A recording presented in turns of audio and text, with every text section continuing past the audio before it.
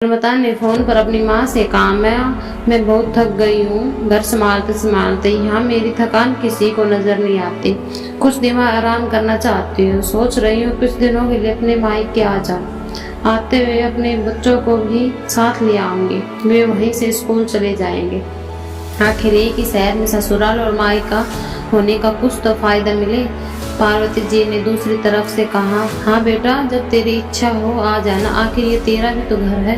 ठीक है माँ, मैं कल ही आ जाऊंगी। नर्मदा खुश होकर बोली, हाँ बेटा, कल आ जाओ, मैं तुम्हारा इंतजार करूंगी। अभी मैं फोन रखती हूँ, मुझे मंदिर जाना है।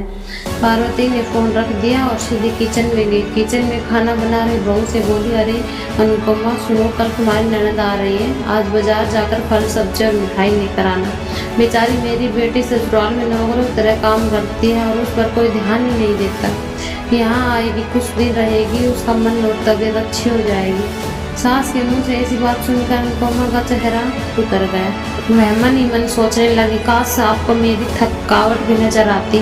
मैं भी दिन रात झाड़ू पोछा, बर्तन, खाना बनाना, मार्केट जाना, हर काम करती हूँ, जिससे हमारे परिवार वालों को कोई दिक्कत ना हो। बस आप मुझ पर भी ध्यान दे पाती। आपकी बेटी तो जब मन में आता है तब आ जाती है, लेकिन मैं साल में एक बार माँ के पास जाती हूँ, तब भी आपको प्रॉब्लम होती है। मैं भी इंसान हूँ, मेरा भी मन है। मुझे भी लगता है अपनी माँ के पास जाकर थोड़ा आराम करूँ, सुख दुख की दो चार बातें करूँ, अपना मन हल्का करूँ। भगवान, अब तुम तो कुछ करो ताकि मेरी सास की आंखें खुले और उसे मेरी थकावट भी नजर आए। शाम तक भगवान ने जैसे अनुपमा की सुन ली और उसके ननद का फोन आया। ननद ने अपनी माँ से कहा, उसके सास ने उसे मायके आने के लिए मना कर दिया, इसलिए इस बार वो नहीं आ सकती। पार्वती जी बोली, ऐसे कैसे मना कर दिया? पहले तो कभी वह तुम्हें आने के लिए नहीं रोकती थी, इस बार भला क्या होगा? लाओ मेरी बात कराओ, उन्हें मैं समझाती हूँ। निर्मता ने फोन अपनी सास को दिया। पार्वती जी ने कहा, नमस्कार समधन जी, आपसे कुछ कहना था। समधन जी ने कहा, कहिए। दरअसल निर्मता कल त्योहार है, इसलिए अपने मायके आना चाहती है। अगर आप उसे भेज दे तो अच्छा रहेगा। निर्मता की सास ने कहा, देखिए समधन जी, आपकी बेटी मायके जाकर रहे, इस बात के लिए हमने उसे कभी नहीं रोका और इस बात से हमें कोई प्रॉब्लम है भी नहीं। कुछ दिनों पहले मैं अपने रिश्तेदार के शादी में गई थी। वहाँ आपकी बहू अनुपमा की माता जी से मिलने का मौका मिला। उसने गपशप करने के दौरान उनकी बातों से पता चला कि अनुपमा को साल में एक ही बार आपके मायके जाने को मिलता है, वह भी बहुत कम समय के लिए।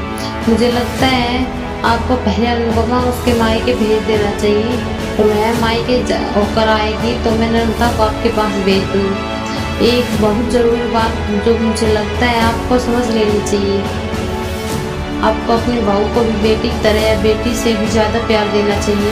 वो भी मायके जाने की इच्छा होती होगी, हो सकता है निर्मता की वहाँ आने से उसकी आओ भगत करने के लिए आप उसे उसके मायके नहीं भेजती होगी, या फिर वह आपसे कुछ कहने से अभी डरती हो। अगर आप उसको घर में ही कैद रखेंगे तो एक दिन ऐसा आएगा जब वह आपके खिलाफ बोलने लगेगी, फिर मैं आपकी सुनेगी भी नहीं और जब चाहे अपने मायके जाएगी। ऐसी परिस्थिति आए, इससे अच्छा है आप ही कुछ बदलाव अमल ले आए, जिससे आपका रिश्ता और रिश्ते की मिठास खराब ना हो। पार्वती को अपने समधन के हर एक शब्द में सच्चाई नजर आई। उसे महसूस हुआ कि बेटी के प्यार से अंधे उन्हें महसूस हुआ कि उन्होंने अपनी बेटी के प्यार में अंधे होकर कभी भी अपनी बहू के मन का विचार नहीं किया। उन्होंने हमेशा ही अपनी बेटी को अपनी भूल से ऊपर रखा।